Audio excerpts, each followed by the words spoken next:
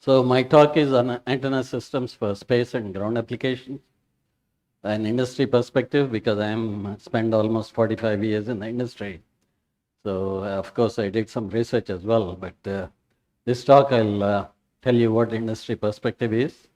So antenna is a very exciting field if you want to pursue because there is no scope, no, there is a lot of opportunities for innovation. To develop new products for space, ground, aircrafts, drones, and a lot of vehicles, 5G. So if you're an antenna engineer, I think you're worth your weight in gold. So it's very hard to find a good antenna engineer anywhere in the world right now, especially in the US. So if you're interested in mathematics and want to learn and want to apply, I should sort of choose antenna engineering. Compared to others are also exciting, but I feel this is much more exciting. So antennas are used on many applications. I'll talk about that. And today's my talk focus on, this is the agenda. So I tell you what the industry perspective is. I give you some fundamentals, definitions, system parameters. I'll keep it at the low level so that you can understand what are the reflector antenna designs, phased array antenna designs that we use quite often in space as well as the ground. And then the satellite systems and some hardware I'll show you. And actually I'll show some videos so that you can understand how the satellite is launched, how the antennas play a key role in the satellite system. So what you see is the satellite on the geostationary orbit, B2 bomber, which has almost 35 antennas, but you can't see them because it's stealthy, different applications. Then you need a ground station to communicate with the satellite or aircraft. So that is what you see here. Large ground stations, sometimes as big as 70 meters or even larger. Going back, want to say, since this is sponsored by IEEE APS Distinguished Lecture Program, I sort of thought say a few things about IEEE. Actually, IEEE President Christoph is supposed to join, but he has to attend another meeting, and he was there with the AMPS for about 5 days, and he wanted me to convey best wishes to the new student branch chapter at your college, Sissi College, Tadepalli. So IEEE is the largest professional body, about almost 500,000 now. This was an old chart. So it dates back to 1894, so it's more than 130 years or so. So it produces about 30% of the publications in the world in electrical engineering, computer and control technology. More than 1,200 student branches, and IEEE, but APS has about 130 student branches. Out of that, about 60 are in India. So you should be really proud that Indians are doing very well. And IEEE APS administration wants to promote the student branches because they're vibrant, they're bringing new members.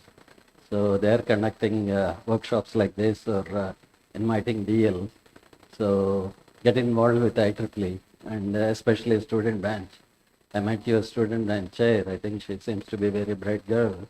And you have all the powers. You don't even need to, of course, you can get the guidance from your counselor, but I think you're the key. You can directly talk to APS or email APS chapter chair, Dr. Ajay Podar. He is very willing to support you. Each time you organize, he can give you up to $1,500 or $2,000. So use that money and increase the membership and motivate your colleagues as well. So there are 38 technical societies, 10 divisions and 10 regions. There are, of course, region 10. And You can become student member and then you can become a member once you are employed or you graduate, and continue to maintain the membership because it pays a lot. And then you can become a senior member after 5 to 10 years of experience. That's very easy. And then to become a fellow, that's where I think it's a big step there. So you have to really show that you have done some original work, research work, or patent work, which is not done before. So at least if you do that, I think you can become a fellow. It's not easy, but it takes some time. So I think Professor Guha became fellow probably about 10 years back, and then I became fellow, I don't know when, but long time back, probably 20 years back or so. So once you become the fellow, then it's easy. Life fellow is nothing. It's basically its age. So they consider, okay, this is the old guy, so let's give him life fellow. So the criteria is your age plus number of years of continuous membership service. If it adds to 100, you can become a life fellow. But main criteria is you have to be fellow. Nowadays, I think membership charges APS has reduced to $1. So first you have to become IEEE member. IEEE membership is about $17. And if you need any help, let us know. We can, through BAM Society, we can sponsor that. So if you want to increase the membership, just approach us and we can sort of help you in that as well. So enhance your career by getting involved, network with IEEE members and your colleagues as well.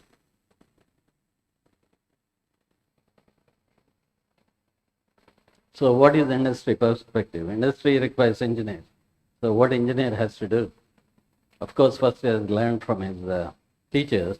When you are a graduate student or undergraduate student, you have to learn from your, but learn well, not just by heart and then not learn for the exam. Learn the fundamentals. Try to learn the fundamentals. If you learn the fundamentals, I think you go far because they're the basic things. If you see the top ranked students, they're not, they don't shine too well, majority, that's the statistics show. But if you are somewhere in the middle, maybe 10th rank or 15th rank, but you are good in other activities like games or singing or dancing, so you will prosper much better than the first rank student. So don't just work on the rank, but work on learning the fundamentals, okay? And then you have to apply what you learn. Once you go to the industry, you cannot say that I'm keep on learning, but you have to apply your knowledge to practical problems. So whether it's a hardware or it is something going on a satellite or going on an aircraft, so you have to apply and develop a new product. So products are most important for engineers.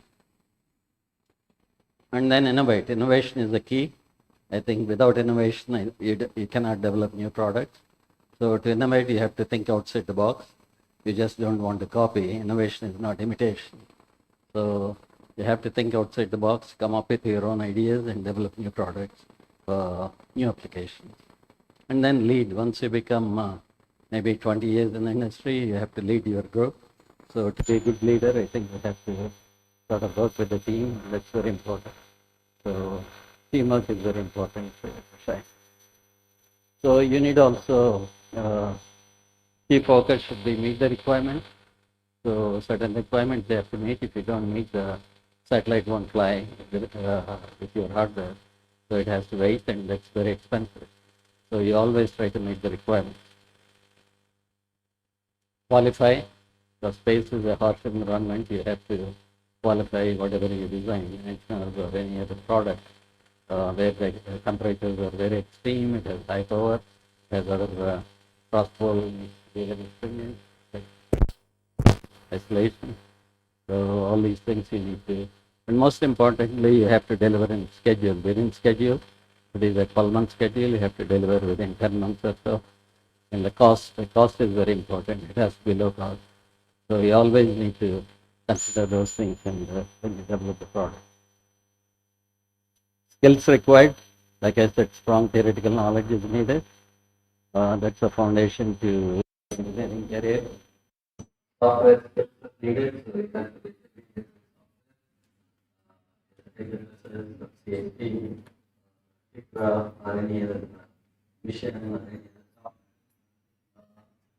And then you should have skills maintaining the like system engineering, mechanical engineering, and manufacturing testing as well. So you do not understand everything, but you need to basic knowledge of it. System engineering, how they can how they can spec, how they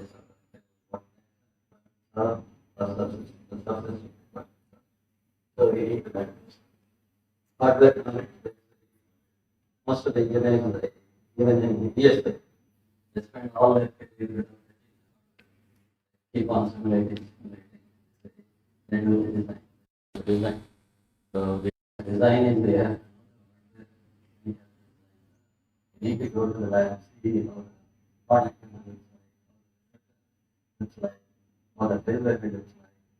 Then once you design, you have to go to the hardware and get it manufactured, get it tested, and qualified. Then only you get success. Discipline is important, so a lot of people waste time talking to others. You go to the work, go with the everyday passion. They want to achieve something today. So whatever it is, the schedule you have. So don't waste your time. If it is 8 to 5, just go at 8. Lunch you work hard, and lunch after that you work hard. And late. Innovation, I totally think outside the box. Passion towards engineering. So just don't work because they have to work. Work with passion, it makes it.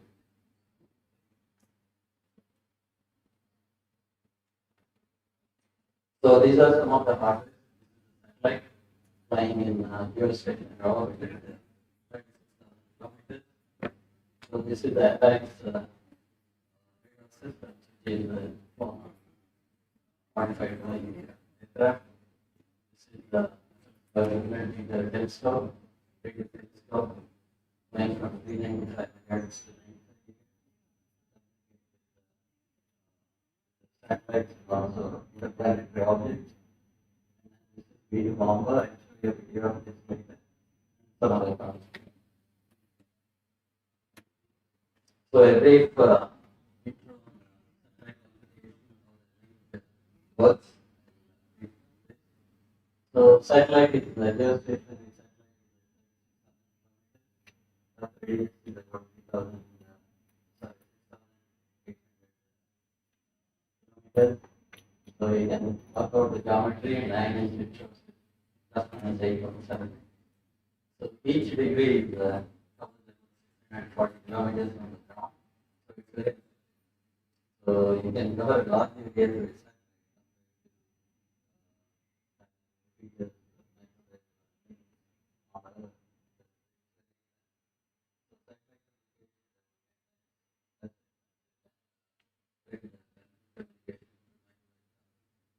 so that's a very big problem. And what are the problems with satellites? When the sun hits on the satellite, it gets very hot. So 200 degrees C, and the satellite is on the sun is on the back of the satellite, it gets very hot. So minus 160 degrees. So total temperature variations within a day. So that's very large variation compared to the ground. So when you design all these components, you have to make sure that they withstand this stuff, right? So some I think the components are very sensitive. So if you work on the filter, you know the pass band and reject band. So pass band knows the temperature. So to qualify that, you have to design filters of the band, including the band. So there are some things that's why it's hard. Thing is, I won't mention about it. Carriers, the beat against each other. Great people watching receive bands. In the models are very high. that get the ESD is electrostatic discharge. So satellite is in the vacuum, there's no atmosphere. So what happens is if you use the dielectric or any other material, the transmit power is very high.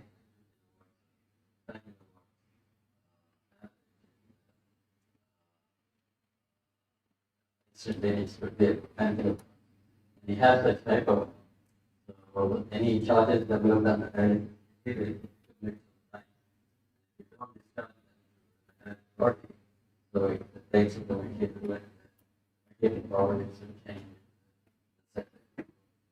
So that is why in the satellite, everything has to be extremely silver, or electric sometimes.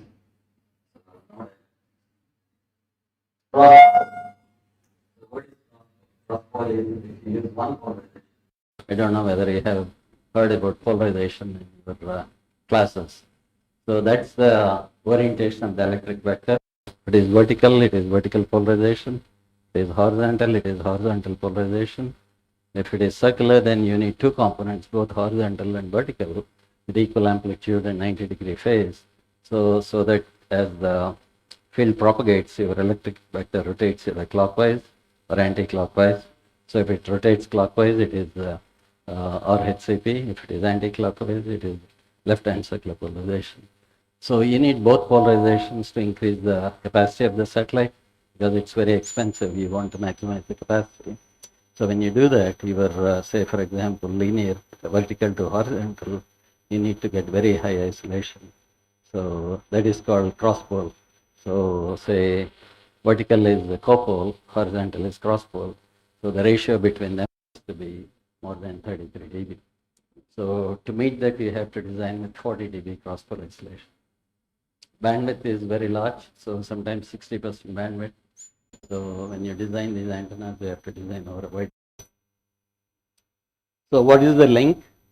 So okay, this is a satellite, geostationary satellite, for example. This is the ground.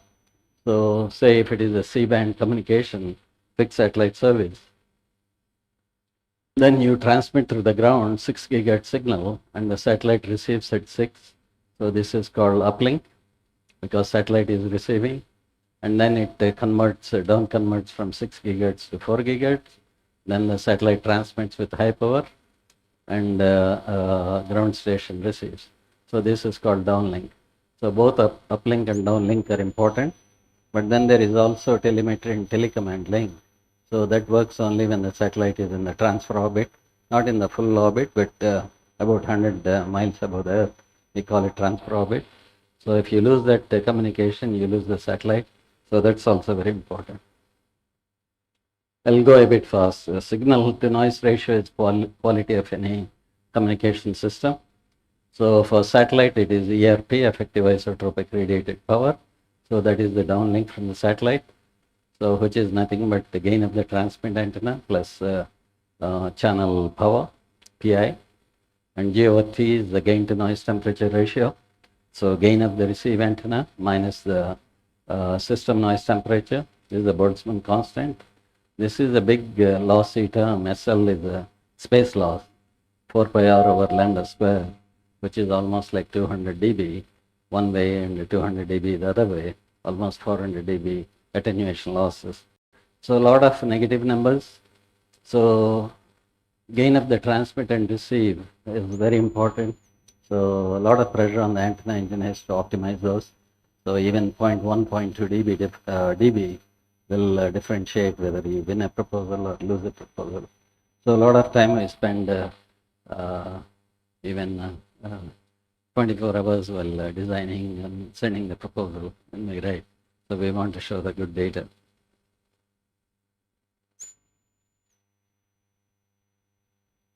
So these are the designated satellite services. We have broadcast satellite service, BSS, where you receive all your high definition and normal definition TV channels.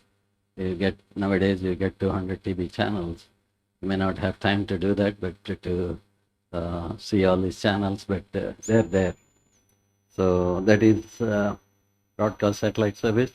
Fixed satellite service is, for example, covering the India. ISRO is designing a lot of satellites to cover the Indian subcontinent. So it has to fit within the shape of the India, geographic shape of the India as seen from the satellite very closely. Why? Because you want to optimize the gain. If it is broader beam, then you lose the gain. So you have to fit it. Just like a glove, you have to fit it close to the country you're designing. Mobile satellite service, this is at LNS band where you can communicate with a mobile phone through satellite to another person. So it was there about 20 years back, very popular, but nowadays nobody is using because these cell phones are very big, hard to carry. People are using iPhones and other things. Personal communication, it came up only recently, maybe 20 years back. So this provides high capacity or high throughput. Typically, it's a 10 gigabits per second capacity, most of the satellites. So with this, you can create more than 1 terabits per second capacity. I'll talk about it a bit later.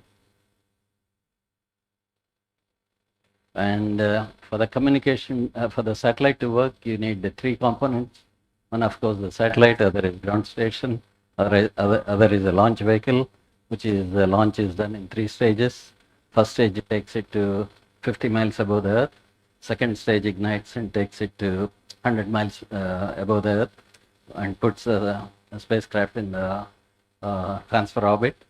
And then the apogee kick motor takes to any other height. Okay. So link budget, of course, Freeze transmission equation is very standard now. Everybody uses that. Basically, what it says is power received is power transmitted. That is between, say, transmit and receive, satellite and the ground. Power transmitted, gain of the transmit antenna, maybe losses within the antenna system.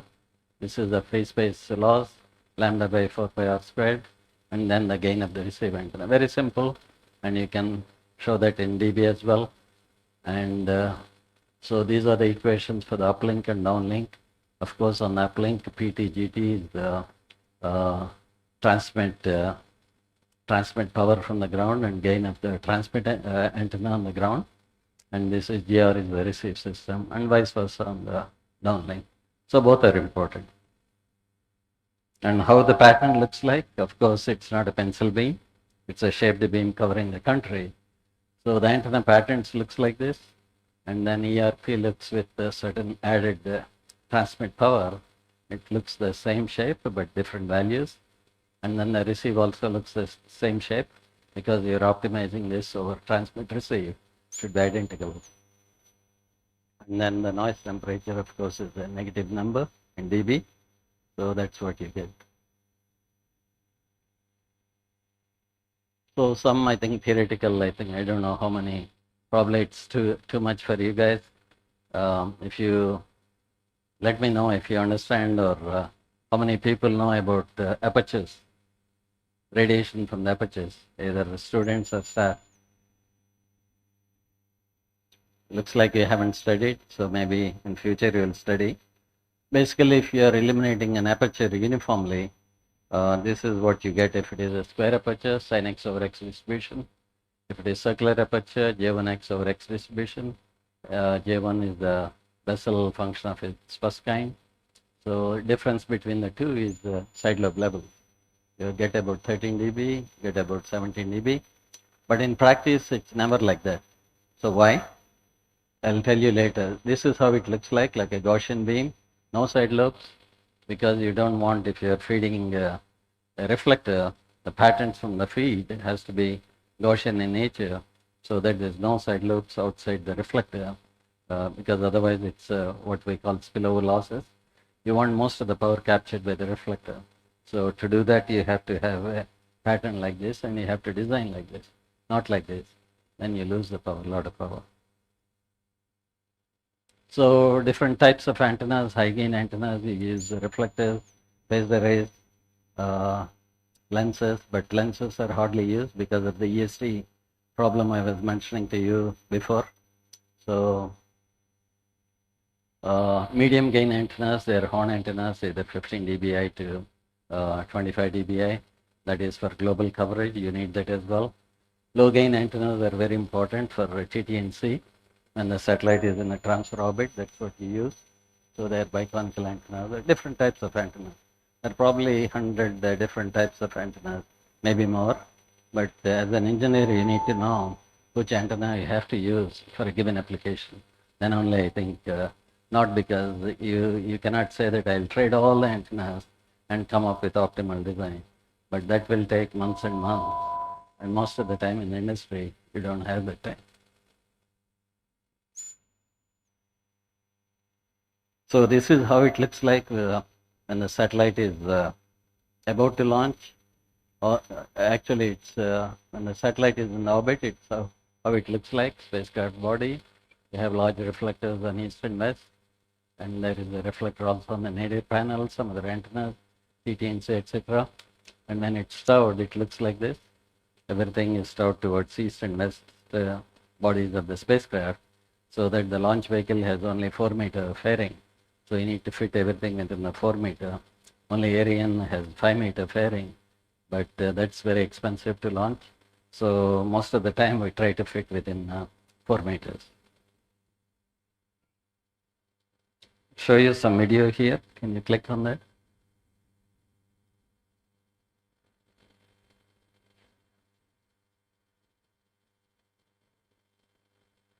No, back. It's a video.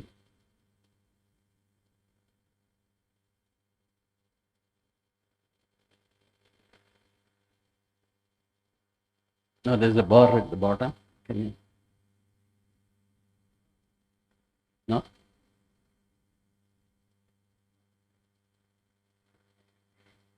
It's a video.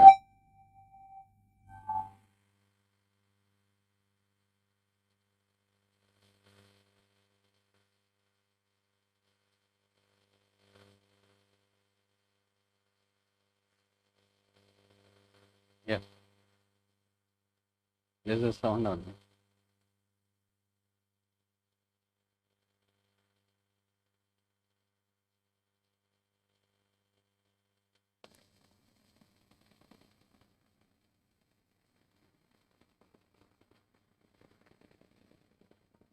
You guys understand a bit, or is it too much? Digital processor serves as a switchboard in the sky, providing an Go order back.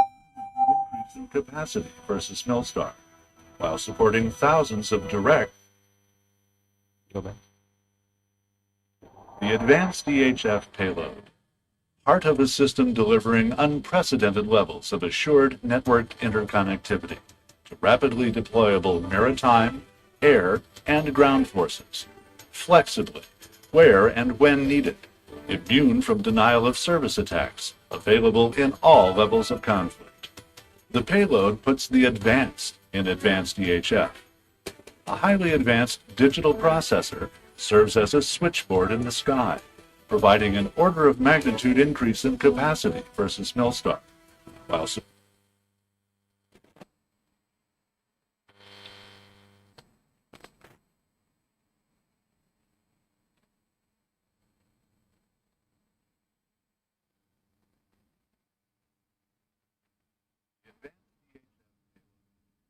part of the system delivering unprecedented levels of assured network interconnectivity to rapidly deployable maritime, air, and ground forces, flexibly,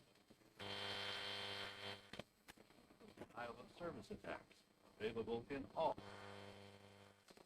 Payload puts the advanced in advanced EHF.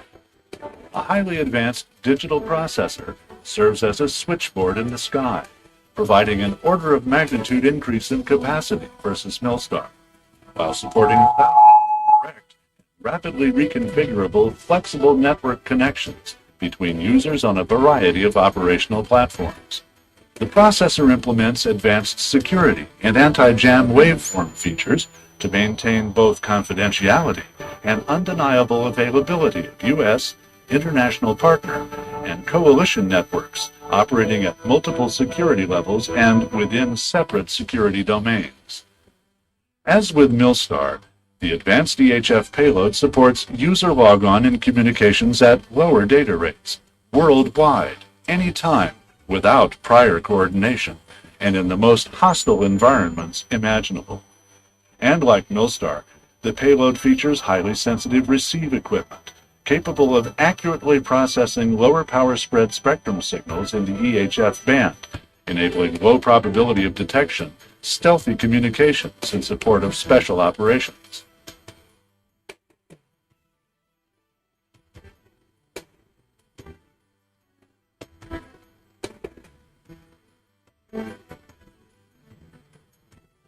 While both Milstar 2 and Advanced EHF provide 6 1-degree spot beams which can be steered to anywhere in the satellite field of view via gimbal drive antennas, the Advanced EHF phased arrays support an additional 6 1-degree shareable spot beams, instantaneously steerable to any location within the satellite field of view.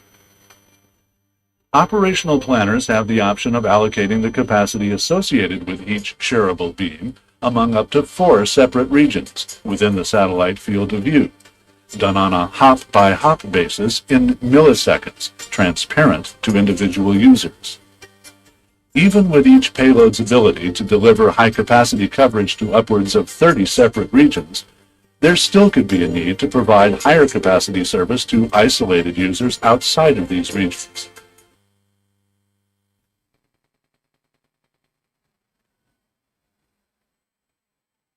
So you have seen the video. That's the most advanced military satellite used, developed by Northrop Grumman, and I worked on that about 5 years on that program.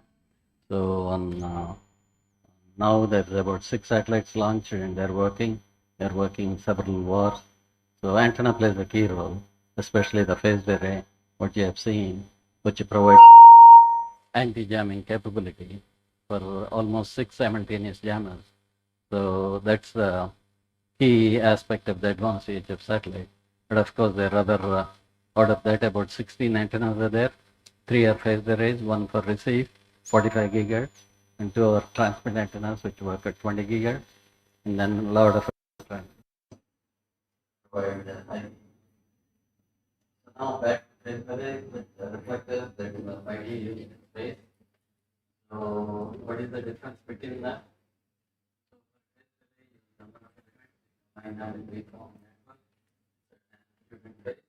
Then you get a lead. So here element being is product. Then you combine them, then by varying the phase, and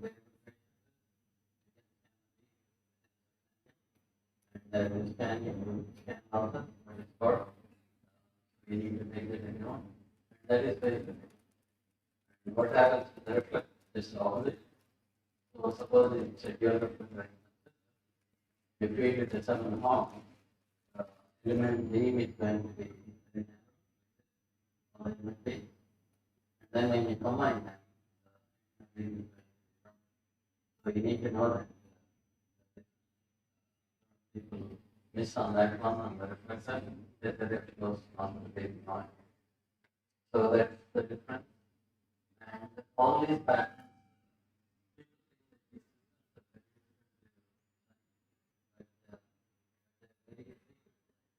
say that you can design all these formats.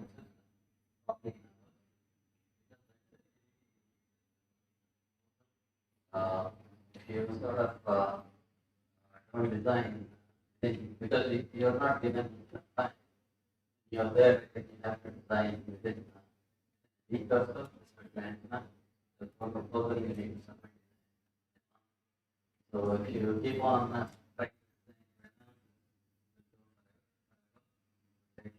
3 months, and you should be able to design within an hour or 2. After day of the day, notion being an answer. Of course, this is unfortunate. It's accurate enough for all practical purposes. What you are saying. So Gaussian B, this is the electric field. So basically, what you need is a 3D beam.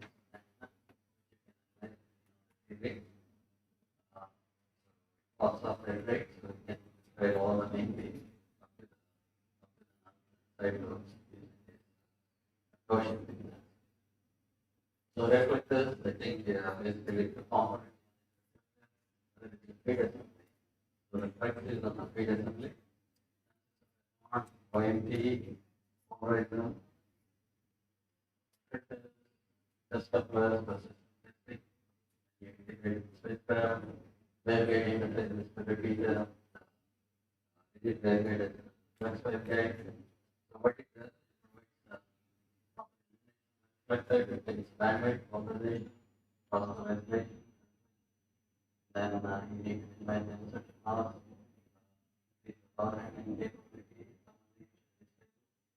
the bandwidth and so these are the two basic components. Different types of reflectors you can read it individually and see or I have a look at it. Describes all different types of reflectors. Read the whole system. So we don't use the dollar satellite because all the rays coming. That rays probably loss of power. And then you have a dual reflector system. Advantage is you can keep the field very close to the reflector, minimize the loss.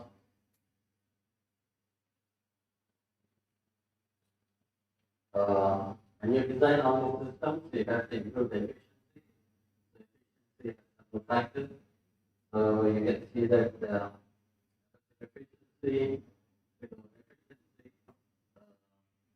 possible efficiency, phase efficiency, all these things you need to multiply, come up with epsilon, and then your gain of the antenna is efficiency times 5D over lambda squared.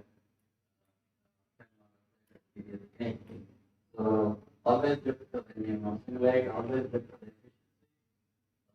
Less than 80%, then it's not good. So you have to make sure that it's based in the top. And these are the equations, simple equations you can probably do on the calculator. So this could be done. We develop a software analyzing reflectors and space. So you can do the design, give an requirement, and you can analyze that, and the radiation pattern very easily. So I think this math works want to have some like that. We developed for them and using it now, and it's going to be in markets. The computation time to do the design.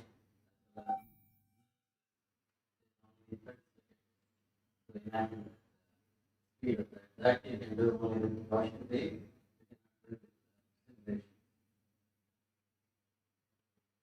Some aspects of the efficiency. So if you have maybe here, see the efficiency. 80% like ego 30. So what are the different feed systems? Of course, we showed about the one antenna before. So with all the components. So nowadays you don't design these components. You need to integrate and you can analyze the make sure that you meet the performance requirements. And helical antenna is for GPS, multi-component antennas. Nowadays we use quite often. Tracking feeds, feed inside. If you look at the performance of speed, you can see such loss very low. 4-5 dB. For the whole feed, it's not just performance. Return loss, we try to do design at least 5 dB. Less than that is not acceptable. Here you can see 28 dB return loss, including the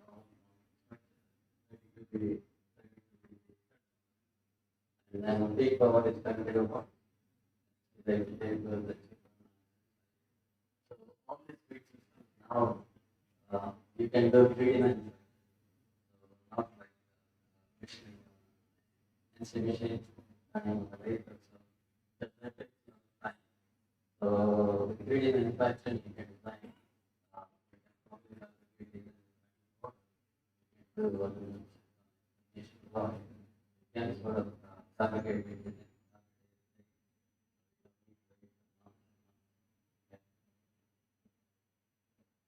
So this is the lot which was the size goes beyond 4 meters and so, and this is how it is component factor. The measure factor that is for low frequency, the line and span, the mobile satellite communication. Another. So here you have a wire which is 1 millimeter. See how it is. It is made of the material. Components for range. If you use it type it, again for your so right now I think this design we have next thing. So we have up to 28 meters, but for military applications, so that has gone beyond 20 meters. It is much larger than 20. So this is a new technology.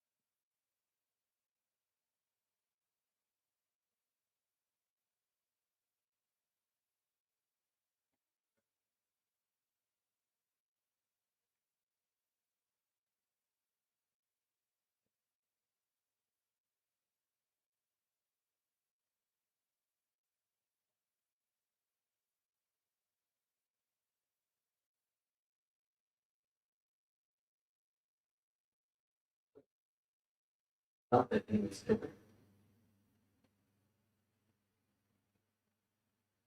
Okay, because there is, I think again the design is very simple. Can you go back? Okay.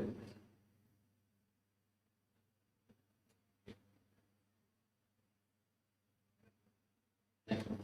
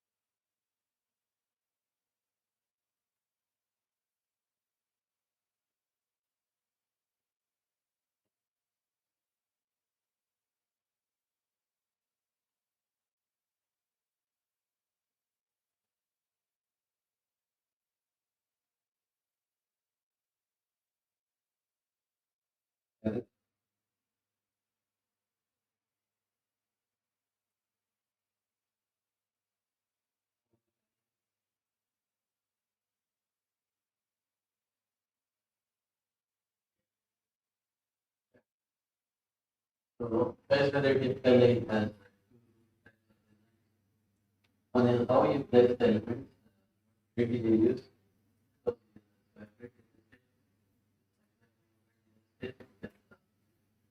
Units and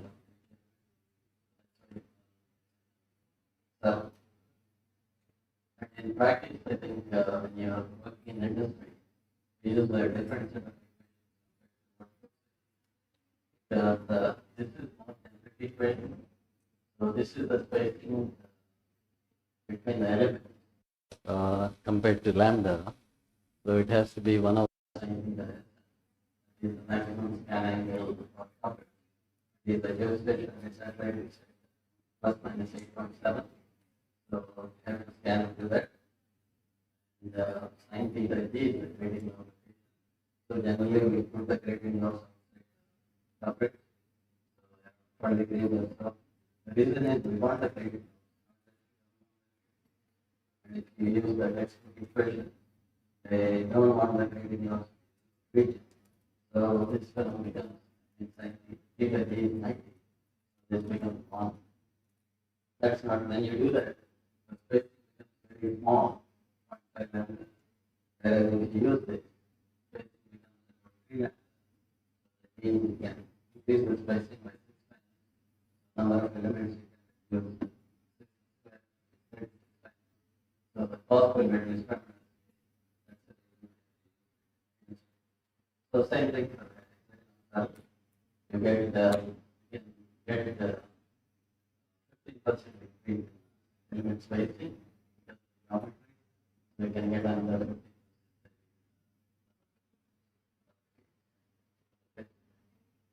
So these are some basics I want to talk to you. This is how it looks like. There is a ray completely developed. I have about 400 neurons here. This is the thermal cover to protect the neurons from extreme temperatures. Then the beamforming is done where you combine all the elements in one beam. So that is done at the C-band. This is a 45 gigahertz cycle. So you don't convert to C-band, then to beamforming. Then heat pipes actually take the heat generated to the body. So that's how it works. Then it's converted to a digital signal. So there's a digital processor to pass off the beams, also change the shape of the beam. And this is for 5G applications, 64 elements. So this is the distant one we developed. So how they look at working, designing the array, designing the CMOS technology here, and patterns, big proposal. So you can see the scan pattern, very good actually. Scan the 70 degrees. That means a very long scan. Sometimes we need the speed we are working proposals. And I won't go through this is how you shape the beams to fit to any country shape, any shape of the region. So that's the time the amplitude is constant. So we call it phase on this. So when you do that, you can get any. And you can predict the game very accurately too. You can see the difference between the analysis.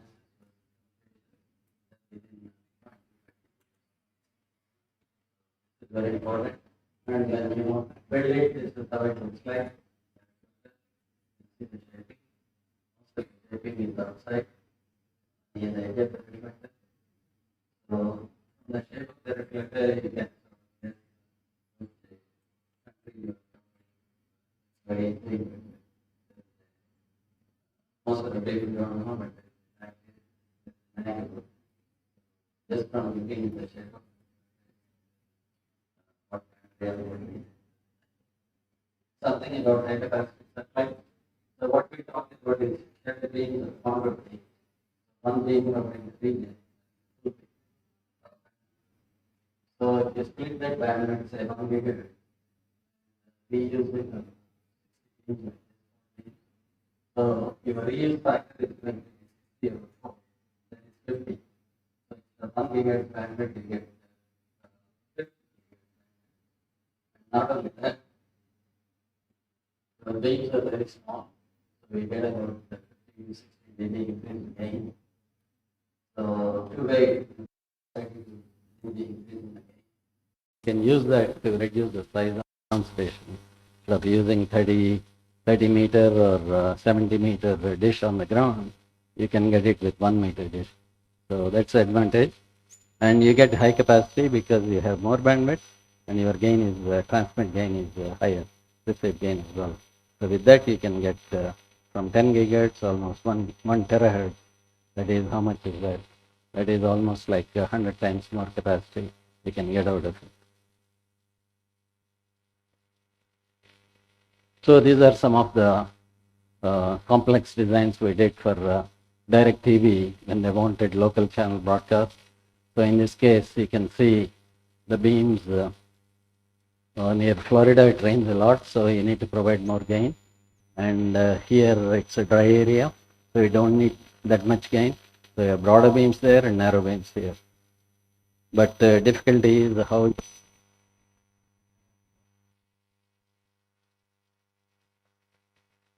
hello. Can you hear? Okay. So here the beams are different sizes, and the spacing between reused beams that use the same frequency, there also spacing is different. So if you go through normal procedure, it takes like 6 months to optimize the whole system. But with Gaussian beam, you can analyze within a week or so. So that's how we got the contract first local channel broadcast. I'll show some hardware. This is the latest GPS, advanced GPS to reduce the, you all use GPS, right, on your phone or in your car. So the current positional accuracy is very large. Now they want to reduce it to 10 times. So mainly for military purposes. So when you do that, you have to make sure your phase variation is very constant. Or group delay is very small, or it has to be very constant across the band. To do that, your phase variation of the feed has to be very stringent. To do that, we developed this system, the feed system, which gives very stable phase. And then the beams are, you need both spot beams and coverage beam. So the satellite is at 20,000 kilometers. So you have to create isoflux type patterns like this. And then show some hardware. This is for the missile, advanced missile which we are developing now in USA. Old missile system is Minuteman. So compared to that, this is much more advanced. So antenna plays a key role as well. Here it covers the GPS as well as S band, 3 bands, L1, L2, and S band. So, and this is for the ground. So lightweight antenna system which covers 4 bands, but the soldier on the ground should be able to take it to different places and install it, remove it, and put in the briefcase and then carry it. So it has to be dismantled within 1 minute. And the mass is going to be very low, 10 pounds around. So this is a lightweight system we made. Skip through. This is very high capacity. This is for maritime communication satellite, where you sort of communicate with the aircraft friend and foe. And also if it is a foe aircraft, then you have to immediately identify and tell to the headquarters where it is and what it's doing so that they can take action. And also it communicates to satellite. So that's very important, and also to the headquarters. So that's why 4 bands are needed: KU transmit, KU receive, K band, and KA band. This is the last one I'm going to show. This is we have about 150 ground stations operated by Air Force Research Lab. So conventional, these are the antennas used. So it has L band, S band, it has a Ka band, and there's a frequency selective surface to separate the Ka band from the L and S band. So L and S band is transmittive, frequency selective surface, and for Ka band it's reflective. So it works as a dual reflector system and single reflector system for L and S band. So now they wanted to add 6 more additional frequency bands: C, X, transmit, X receive, K band, high Ka band, etc. So to do that, of course, you cannot do that. So what we did is actually we removed the FSS, we removed the struts, everything, and we reuse the reflector, and we reuse the back end, positioners, etc. And then only see how it looks like. Only the feed we changed, and we put a sub-reflector, metallic. So everything is, so with this you can support all the frequency bands, and over the conventional bands it gives about 1 dB more gain. So that's the advantage. Right now I think we have delivered 5 of them, another 140 or so are pending. So 3D manufacturing, you can read, I give you the slides. Advantage is low mass and fast, very fast. You can 3D manufacture the whole cluster within a day. So, and you can look at the return loss. This is simulated. This is all the 7 horns of performance. They track with against each other very accurately. And a lot of people don't use because at high frequency you have surface roughness. But we developed an alloy which is almost behaves like aluminum. So very minimal loss. So we can do that. So qualification is important. Whatever you develop, you have to qualify our thermal, our high power, our radiation pattern, multifaction thing, all these things you need to test it. And to test it, you need a lot of ranges, bistatic ranges, compact range, near field range, all these anechoic chambers, etc. So that needs to be built. So that's it.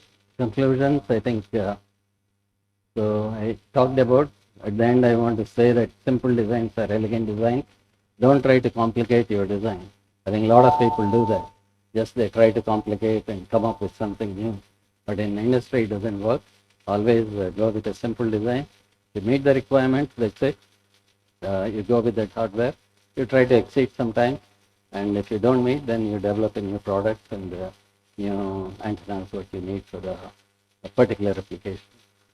So at the end, I want to say this: science is about knowing, and engineering is about doing. So don't just gather the knowledge, but do something with the knowledge. So that's when you become a good engineer, suitable for the industry. Thank you.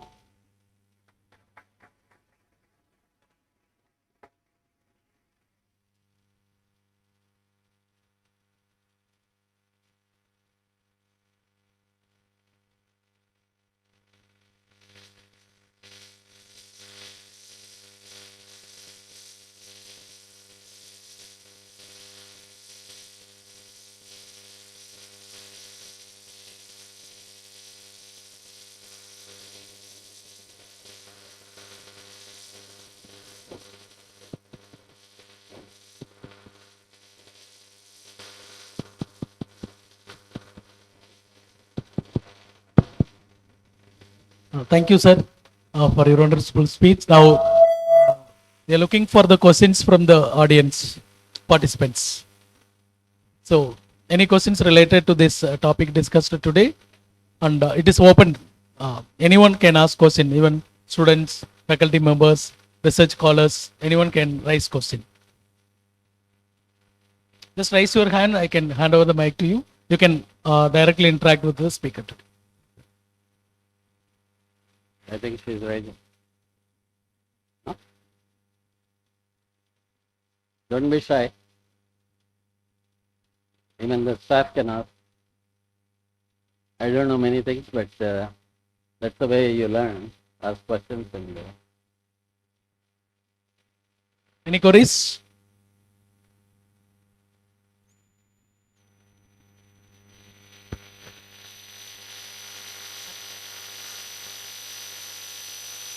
Okay. Yeah. Thank you very much, sir, for giving your valuable talk today. I think we are fortunate to listen something technical insight from your talk. I think this is a time to go for another talk. Shortly, we can after this talk we can go leave for lunch. Okay. Now I welcome Guga sir to deliver your talk.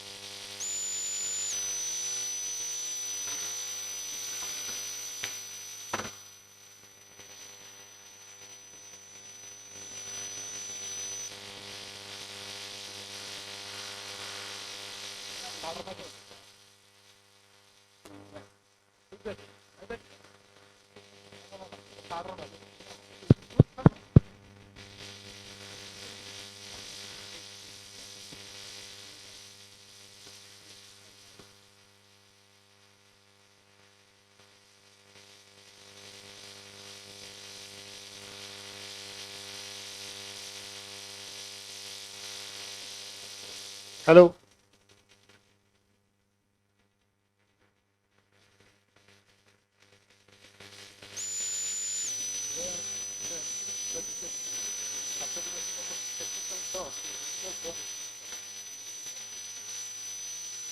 Yes, now you can take it first. So that's it? How about? So back pocket.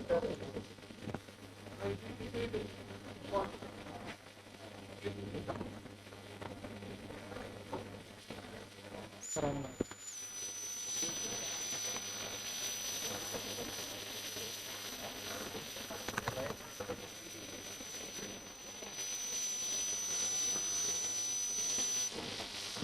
Sir, 1 minute.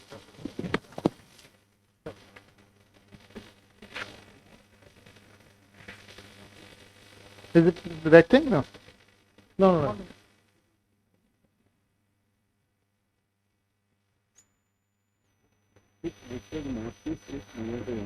That's good, right?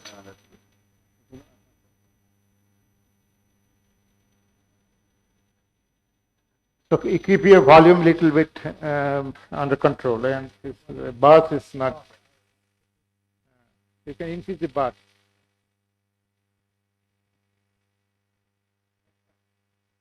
Hello. No. Volume and bass. Bass is increased, right? But not the treble. Got it?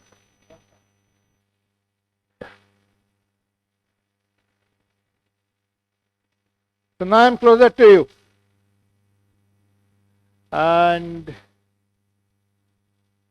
basically I will talk for you, and where are the IEEE volunteers? Can you raise the hand?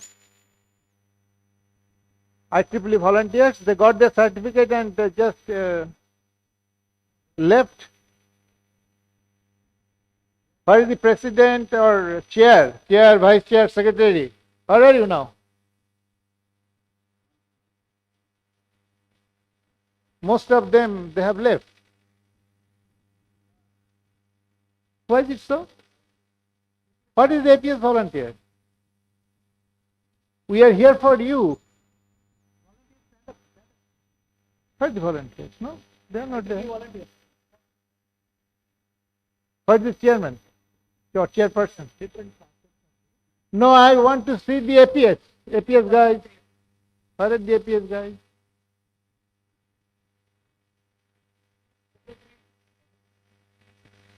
This is very unfortunate. So only secretary is here. But all the people, they came. They came to die from the certificate from. They all went. Just now. So let them come back. Yes.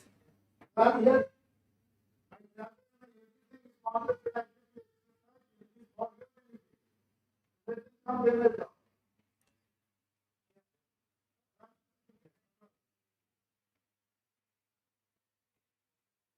This is not very professional society.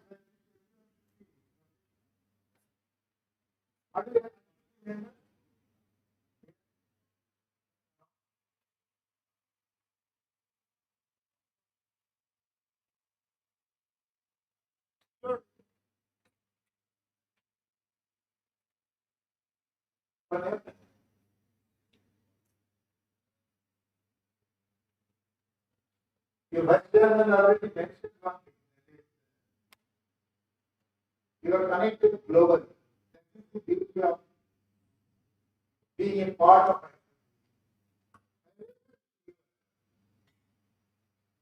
the globe.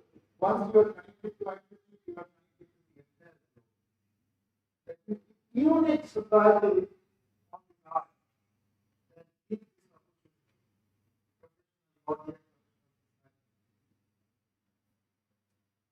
That's the interest to learn about you and your activity, your enthusiasm.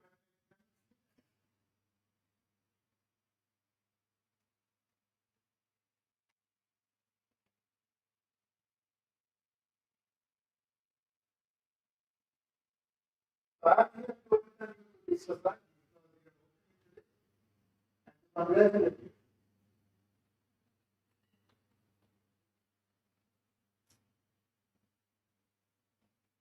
Actually, this society was not in the form of society, it was connected to the Institute of Radio Engineers. But I'm not very comfortable with you.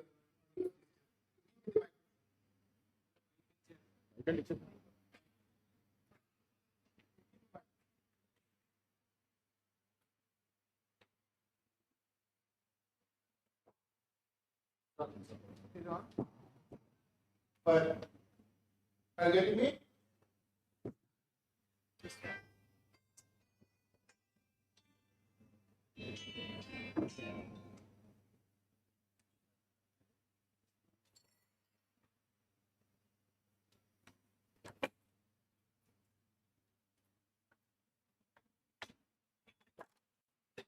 This talk, when Dr. Rao started, he mentioned one thing that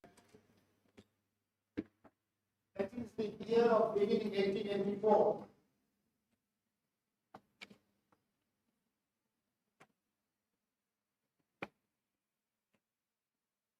We had electricity.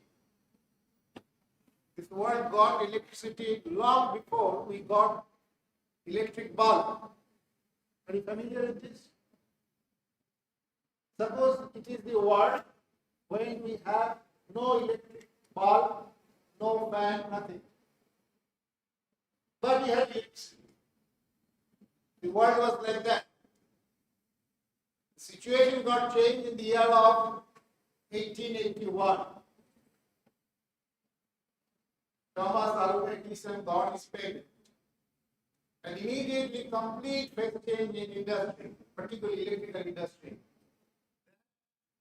Now electricity is useful for the humanity, that we can have our electric bulb to illuminate our room. Within next 3-4 years, we got electric fan. Little bit comfort for us. Exactly what same with electrical engineers in America, US. They formed their professional society in the name of American Institute of Electrical Engineers. You look at the screen, it was formed in 1884. That is one of the precursors of IEEE. IEEE was formed much later, in 1963. So next professional society, which is more closer to ours, because we all are communication or electronics engineers, the Institute of Radio Engineers, which was instituted or established in 1912.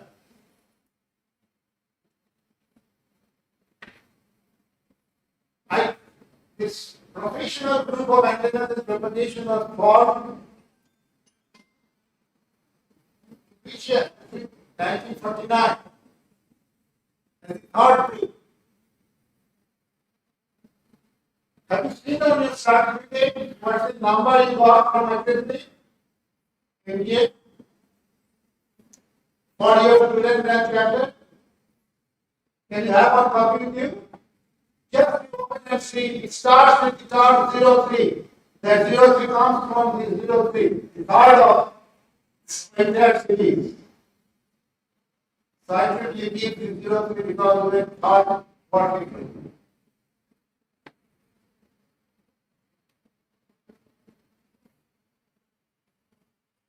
It was formed to society, transformed to society much later.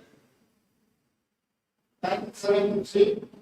This was our former logo when we joined, and our pride, our main focus was antennas and propagation, activity transactions on antennas and propagation. You're welcome, you take your seat over here. I was waiting for all of you. Why did you disappear? In a group.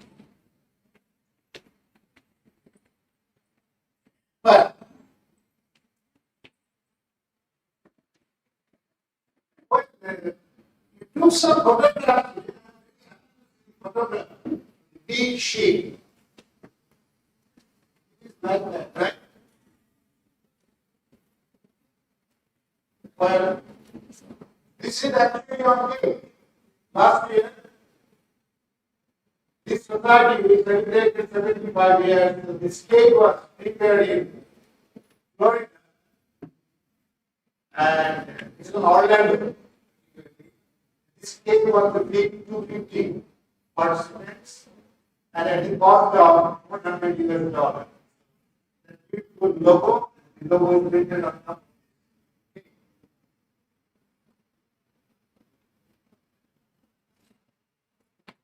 Well, I collected few stuff from my this slide. The entire slide was prepared by one of my students. I'm going to share it with you.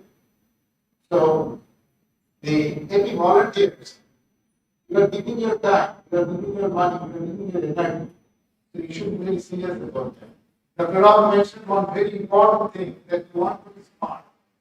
It's not important how much you know. It's important that you're smart enough. Then your life depends on that. So try to go through the entire website for you, for your future.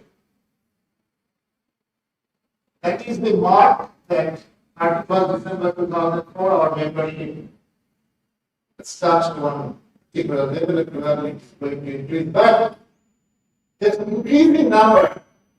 India can do it. Actually, India is doing that thing very well. Our intention is not to increase in terms of number, but in terms of quality. That's what it's expected.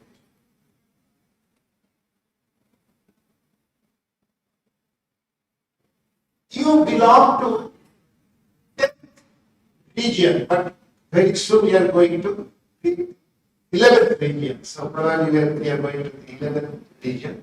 It's split into two. We are in region 10. That is your statistics, and that is the most voluminous in terms of population and membership, etc. Yes, that is the capacity of chairman of the standing committee, the geographic activity for the society. I quickly touch the points, the last point or in between. One of the points is very important for you.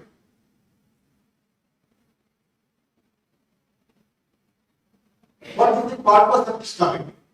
There are multiple committees to strengthen this society. Since I am here, I am just sharing with you. MGA is to take care from an individual member to group. If any kind of thing happen in any part of the globe, in society, it's our responsibility to take care. So I've been with this for the last couple of years. Based on our perception, we are divided into 4 categories. One is financially weak and challenging. India does not belong to that. One example is African countries. Second is the community with inhibitions. Go to Japan, they're very confined.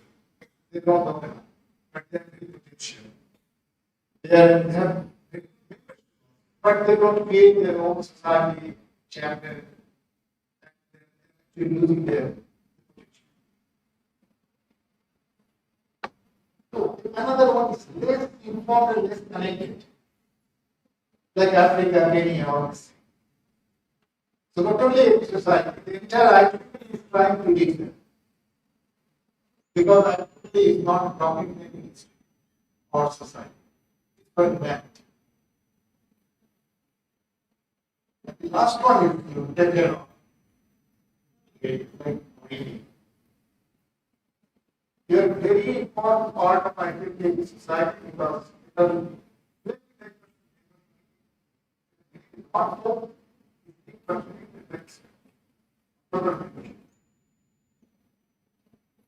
that's why the one part that a lot of things that for students is organizing one all students come and get excited, give their career.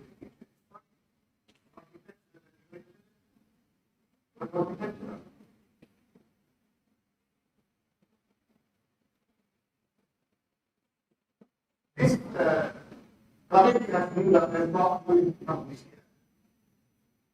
And all the travel banks are being evaluated by.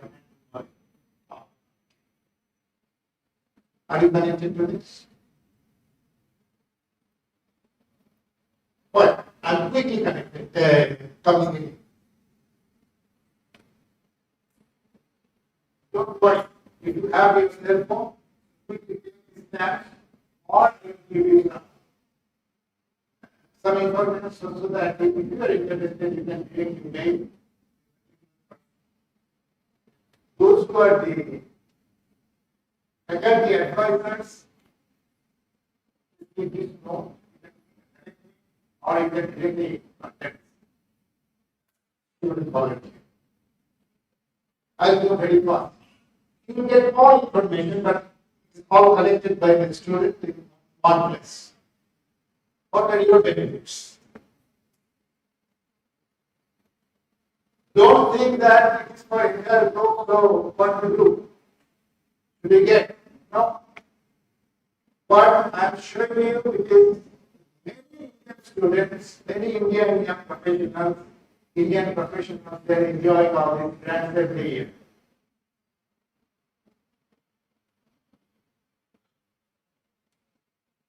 $48 at the rate of 5,000 years long. Only condition you can apply, you have to write something. Some cases, but you have to be a member of IPPA society. Okay?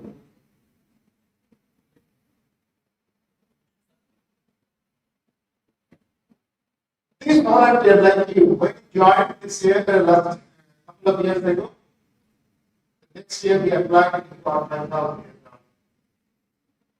Hopefully you can. It's not only from India, probably that year 6 or 7 students got it.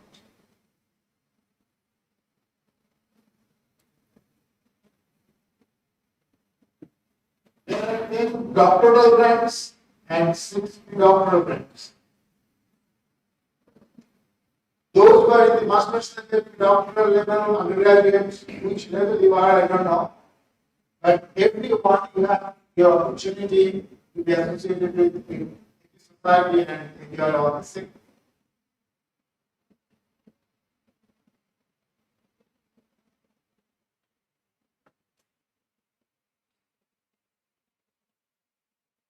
So many opportunities for you. And most of the grants I have seen our Indian from this country, many members, student members, they are enjoying this.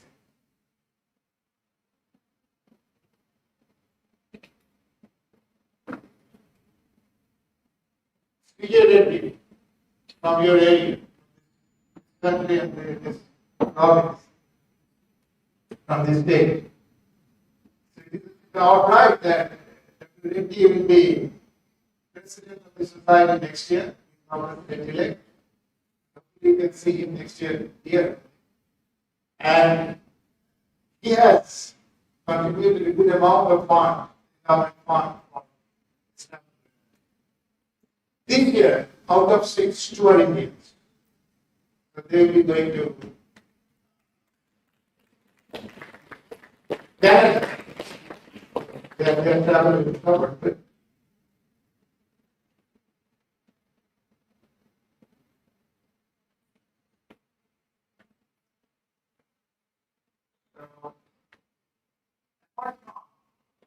Grams, nanograms, research grams, all other grams. We have many options to explore. One of the distinguished lecturers. So from your student batch, every year, at least one distinguished lecturer from any part of the world, it's from your choice. You can invite. You have no responsibility, just host it. Rather, everything in the government exercise. Why? Support you. Why? Because you have shown your interest, you have created one student branch chapter. So today, distinguished lecturers, so he's very generous to support you. So, I'm not taking any question from you. If you have a question, your email ID is there. Now what you can do, either to get information or to get it. So, should I go to my technical every time or I should conclude over here? Go. So, I'm going to next slide. Yeah.